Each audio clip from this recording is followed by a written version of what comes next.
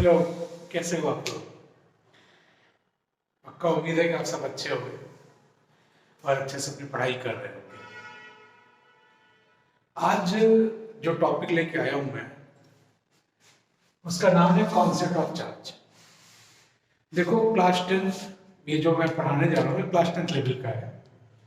और class 10 ICSC और CBSE का जो सबसे पहला टॉपिक इलेक्ट्रिसिटी में आता है वो है कॉन्सेप्ट ऑफ चार्ज। हम पूरी कोशिश करेंगे कि इलेक्ट्रिसिटी चैप्टर को एक एक करके हम पूरी तरीके से पढ़ा सकें। जैसे कॉन्सेप्ट ऑफ चार्ज पढ़ा रहे हैं, फिर इलेक्ट्रिक पोटेंशियल, पोटेंशियल डिफरेंस, ऐसे करते हुए हम पूरे इलेक्ट्रिसिटी चैप्टर को खत्म करने का प्रयास करेंगे। ठीक है, लेकिन आज का जो टॉपिक है वो है कॉन्सेप्ट ऑफ चार्ज। देखो क्या होता है कॉन्सेप्ट ऑफ चार्ज, पहले वो समझ लेते हैं। ठीक है, देखो आप समझना जरा बात को। जैसे मान लो हमारे पास दो ऑब्जेक्ट हो, और दो ऑब्जेक्ट कैसा है, दो न्यूट्रल ऑब्जेक्ट है।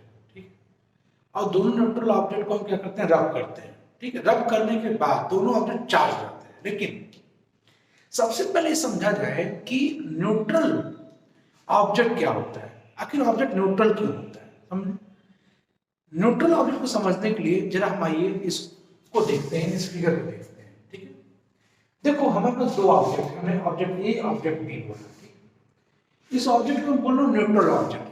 क्यों न्यूट्रल ऑब्जेक्ट है पहले समझ लेते हैं। देखो आप एक बात देखो, जब कोई ऑब्जेक्ट न्यूट्रल होगा तो सबसे इंपॉर्टेंट बात यह है कि जो नंबर ऑफ पॉजिटिव चार्ज है उस ऑब्जेक्ट के अंदर और नंबर ऑफ नेगेटिव चार्ज उस ऑब्जेक्ट के अंदर, वो दोनों के दोनों इक्वल होने चाहिए। मतलब मान लेता हूं कि यहां पर नंबर ऑफ पॉजिटिव चार्ज 10 है। कितने हैं, 10 है। और नंबर ऑफ नेगेटिव चार्ज कितने हैं, वो भी 10 है। तो देखो नंबर ऑफ पॉजिटिव चार्ज और नंबर ऑफ नेगेटिव चार्ज दोनों की संख्या इक्वल है। अगर दोनों की संख्या इक्वल है तो इसका ये मतलब हुआ कि जो ऑब्जेक्ट है वो क्या है, न्यूट्रल। जैसा कि आप एटम में देखते हो, एटम इलेक्ट्रिकली न्यूट्रल ऐसे होता है क्योंकि number of protons and number of electron की संख्या बराबर होती है। तो जब भी number of protons and number of electrons बराबर होगा तो ऑब्जेक्ट न्यूट्रल होगा। ठीक है, अब ऑब्जेक्ट को चार्ज करना है तो क्या करेंगे, कि हम जैसे मान लीजिए ऑब्जेक्ट ए है, ऑब्जेक्ट बी है, दोनों ऑब्जेक्ट को हम आपस में रब किया ऐसे। ठीक है, ऐसे रगड़ रहे हैं, ऐसे रगड़ रहे हैं। जब रब किया हमने खूब तेजी से उन दोनों को, तो दोनों ऑब्जेक्ट चार्ज हो जाएंगे। क्या हो जाएंगे, चार्ज। चार्ज कैसे होंगे, होगा क्या कि जब दो ऑब्जेक्ट को हम रब करेंगे आपस में तो वहां पर ट्रांसफर ऑफ इलेक्ट्रॉन होगा। कैसे होगा, जैसे मान लेते हैं कि यहां से इलेक्ट्रॉन क्या हो रहा है, ट्रांसफर हो रहा है। इलेक्ट्रॉन क्या हो रहा है, ट्रांसफर हो रहा है, ऑब्जेक्ट ए से ऑब्जेक्ट बी। अब ऑब्जेक्ट ए से ऑब्जेक्ट बी में क्या हो गया, इलेक्ट्रॉन का ट्रांसफर हो गया। तो एक बात बताओ, इसका क्या मतलब होगा कि ऑब्जेक्ट बी ने इलेक्ट्रॉन क्या किया है, गेन किया है, और ऑब्जेक्ट ए ने इलेक्ट्रॉन को क्या किया है, लूज किया है। अब इसमें से इलेक्ट्रॉन निकल के उसमें चले गए, तो बताओ जब इलेक्ट्रॉन निकल के इसमें चले गए तो इसमें नंबर ऑफ इलेक्ट्रॉन की संख्या क्या हो जाएगी, बढ़ जाएगी, नहीं बढ़ जाएगी। तो नंबर ऑफ इलेक्ट्रॉन्स क्या हो जाएंगे, बढ़ जाएंगे। तो नंबर ऑफ इलेक्ट्रॉन बढ़ जाएंगे, क्यों, क्योंकि इसने इलेक्ट्रॉन को गेन किया है। इस नाते ऑब्जेक्ट बी जो होगा वो नेगेटिव चार्ज हो जाएगा। क्या हो जाएगा, नेगेटिव चार्ज, नेगेटिव चार्ज। ठीक, नेगेटिव चार्ज हो जाएगा। दूसरा, ऑब्जेक्ट ए ने इलेक्ट्रॉन को लूज किया है, तो इलेक्ट्रॉन अगर यहां से लूज कर देगा तो यहां पे नंबर ऑफ इलेक्ट्रॉन्स क्या हो जाएंगे, कम हो जाएंगे, और नंबर ऑफ प्रोटॉन्स क्या हो जाएंगे, ज्यादा हो जाएंगे। तो ऑब्जेक्ट ए ने इलेक्ट्रॉन लूज किया है, क्यों, क्योंकि इसमें इलेक्ट्रॉन ट्रांसफर कर दिया है इसमें बी में। तो ऑब्वियस है इलेक्ट्रॉन की संख्या कम हो जाएगी। इस केस में ये जिसने इलेक्ट्रॉन को लूज किया है वो क्या हो जाएगा, पॉजिटिव चार्ज हो जाएगा।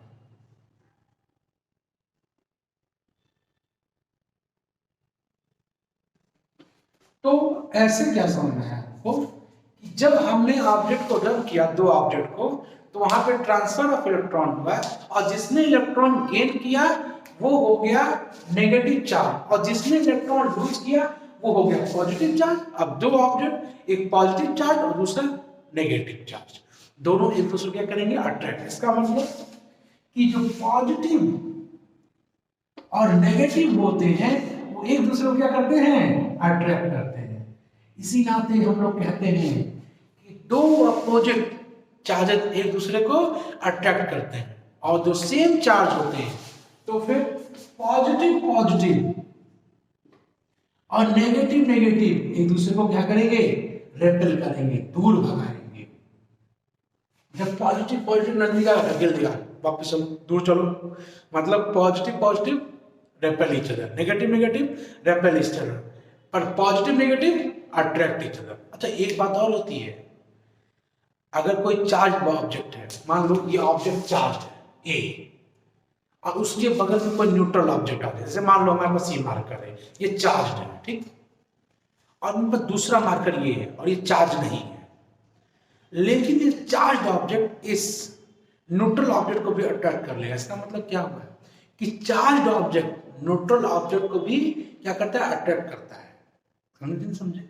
इस आपके देखो यहाँ दो चीज समझना है। एक तो आप ये समझ गए कि positive negative attract each other, but दूसरी बात वो समझना कि charge object always attract neutral object. कैसे? एग्जांपल देता हूं मैं आपको। जैसे मान लो क्या करो ना आप कि कागज के छोटे छोटे टुकड़े कर लो, खूब छोटे छोटे करना, ठीक, और उसको मेज पे रख देना, ठीक, और एक स्केल उठाना और स्केल को खूब तेजी से रगड़ लो अपने बालों में, ऐसे तेजी से रब करो रब करो रब करो रब करो रब करो, बढ़िया से रब कर लेना, ठीक। रब करने के बाद क्या करना, उस स्केल को उन कागजों पे ले जाना, कागज चिपक जाएंगे। कागज को आपने कहीं रब नहीं किया था, कागज क्या थे न्यूट्रल थे, पर आप स्केल रब करने से क्या हो गया था चार्ज हो गया था। हाँ, मे भी पॉजिटिव हुआ होगा, मे भी नेगेटिव हुआ होगा, लेकिन कोई तो चार्ज हुआ होगा नहीं हुआ होगा, चाहे पॉजिटिव चाहे नेगेटिव। उसने क्या किया, उसने क्या किया, उस छोटे छोटे टुकड़े को क्या कर लिया चिपका लिया। इसका मतलब कंफर्म होता है कि चार्ज ऑब्जेक्ट न्यूट्रल ऑब्जेक्ट को क्या करता है अट्रैक्ट कर लेता है। बाकी आप ढेर सारे एग्जाम्पल देखते हो, जैसे कॉम वाले एग्जाम्पल, आप बाल झाड़ रहे हो, मेरे बाल कम है फिर भी आप बाल क्या कर रहे हो, बाल क्या कर रहे हो झाड़ रहे हो, ठीक है। और झाड़ने के बाद क्या होता है, जब बाल आपने झाड़ लिया तो बालों देखोगे कंघी में बाल चिपक जाते हैं। क्यों? क्योंकि दो ऑब्जेक्ट चार्ज हो गए। क्यों क्यों चार्ज हो गए? रब करने के कारण से चार्ज हो गए, और इस नाते दोनों ऑब्जेक्ट एक दूसरे को अट्रैक्ट कर लिए। क्यों? क्योंकि एक इलेक्ट्रॉन पॉजिटिव था, दूसरा इलेक्ट्रॉन नेगेटिव था, एक पॉजिटिव चार्ज था और दूसरा नेगेटिव चार्ज, वो एक दूसरे को अट्रैक्ट कर लिए। समझे कि नहीं समझे बात? देखिए अब बात को समझिए। ये केवल मैंने आपको बताया है कि चार्ज आता कैसे है, किसी ऑब्जेक्ट कोई ऑब्जेक्ट चार्ज कैसे हो जाता है, अब कोई ऑब्जेक्ट न्यूट्रल कैसे होता है। देखो इसके आगे भी ढेर सारे कॉन्सेप्ट हैं चार्ज के। जो पॉजिटिव और नेगेटिव चार्ज है उनकी मैग्नीट्यूड क्या होते हैं, उनके रिलेटेड जो भी चीजें होती है जो एग्जामिनेशन पॉइंट ऑफ व्यू से इंपॉर्टेंट है उसको भी देख लेते हैं, ठीक है। जैसे मान लीजिए कि हम बात करें एक पॉजिटिव और नेगेटिव चार्ज के मैग्नीट्यूड की बात। पॉजिटिव चार्ज और नेगेटिव चार्ज इसका मैग्नीट्यूड कितना होता है? तो पॉजिटिव चार्ज का मैग्नीट्यूड होता है plus 1.6 into 10 to the power -90। क्या? सी। सी का मतलब क्या होता है? कूलम।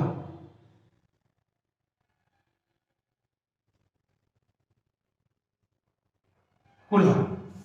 उसी तरीके से नेगेटिव का क्या होगा? -1.6 इंटू 10 टू पावर -19 सी, मतलब कूलम, ठीक है।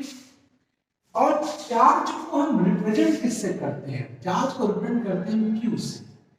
क्यू का मतलब होता है कि number of electrons of protons. कितने नंबर ऑफ इलेक्ट्रॉन्स, जैसे मान लो एक पॉइंट से दूसरे पॉइंट तक कोई ट्रांसफर ऑफ इलेक्ट्रॉन होता है, तो कितने नंबर ऑफ इलेक्ट्रॉन ट्रांसफर हुए, that is represented by Q. तो चार्ज को रिप्रेजेंट करते हैं क्यू से, और क्यू का मतलब होता है नंबर ऑफ इलेक्ट्रॉन और नंबर ऑफ प्रोटॉन, ठीक है। अगर प्रोटॉन की बात करेंगे तो नंबर ऑफ प्रोटॉन, इलेक्ट्रॉन की बात करेंगे तो नंबर ऑफ इलेक्ट्रॉन। क्लियर है बात? अब बात को समझिए कि कूलम्ब क्या है? तो कूलाम जो होता है वो एसआई यूनिट होता है। क्या होता है? एसआई यूनिट होता है। इसका चार्ज का SI unit, SI unit of charge. ठीक, देखिए कूलाम का मतलब क्या होता है। देखो जैसे मैं आपको कहूं कि आप 1 डजन केला लेके आइए, तो जब 1 डजन केले लेने जाएंगे आप, तो कितने नंबर ऑफ केले लेंगे? तो नंबर ऑफ कितना केला होगा? 12 केले, मतलब 1 डजन में 12 केले होते हैं। उसी तरीके से एक कूलाम में कितना? एक कूलाम में 6.25 into 10⁻18 इलेक्ट्रॉन या प्रोटॉन हो सकते हैं। मतलब क्या? अगर आप मेरे पास आओ और कहो कि सर 1 कूलाम इलेक्ट्रॉन दे दीजिए, तो मैं आपको उसमें एक कपड़े वाले बैग में या एक कागज वाले बैग में पैक करके 6.25 into 10⁻18 इलेक्ट्रॉन दे दूंगा। लेकिन अगर आप कहेंगे 1 कूलाम प्रोटॉन दे दीजिए सर, तो मैं कितना दे दूंगा? 6.25 into 10⁻18 प्रोटॉन्स पैक करके दे दूंगा। मतलब 1 कूलाम के अंदर नंबर ऑफ इलेक्ट्रॉन या प्रोटॉन की संख्या कितनी होती है? 6.25 into 10⁻18 इलेक्ट्रॉन और प्रोटॉन। क्लियर होगा? अब देखो तीसरी बात जो बड़ी महत्वपूर्ण है। अगर मान लीजिए कि हमारे पास 1 कूलाम प्रोटॉन हो, ठीक है, और 1 कूलाम क्या हो? इलेक्ट्रॉन हो। 1 कूलाम प्रोटॉन और 1 कूलाम इलेक्ट्रॉन। समझ में आ रहा होगा? 1 कूलाम प्रोटॉन मतलब कितना इलेक्ट्रॉन प्रोटॉन होगा? 6.25 into 10⁻18 प्रोटॉन्स। 1 कूलाम इलेक्ट्रॉन का मतलब कितना इलेक्ट्रॉन होगा? 6.25 into 10⁻18 इलेक्ट्रॉन। और इन दोनों को मैं कितनी दूरी पे रखूं? 1 मीटर की दूरी पे रखें। अगर 1 मीटर की दूरी पर रखे हैं तो इनके बीच कुछ ना कुछ फोर्स ऑफ अट्रैक्शन होगा। वो फोर्स ऑफ अट्रैक्शन कितना होगा उसका मैग्नीट्यूड जान लेते हैं।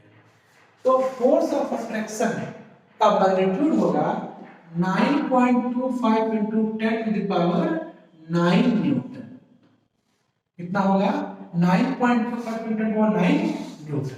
ठीक है, ये जो है कुछ इंपॉर्टेंट फैक्ट्स हैं या इंपॉर्टेंट चीजें हैं जो कॉन्सेप्ट ऑफ चार्ज से आप एग्जामिनेशन पॉइंट ऑफ व्यू से इंपॉर्टेंट हो जाती हैं। तो उम्मीद है आपको पूरा वीडियो अच्छा लगा होगा, और अगर आपको पूरा वीडियो अच्छा लगता है तो प्लीज इस वीडियो को लाइक शेयर और सब्सक्राइब जरूर कीजिएगा। और हम इसके बाद आपके लिए एक नया वीडियो इलेक्ट्रिक पोटेंशियल और पोटेंशियल डिफरेंस के बारे में ले आएंगे। तब तक के लिए बहुत बहुत धन्यवाद।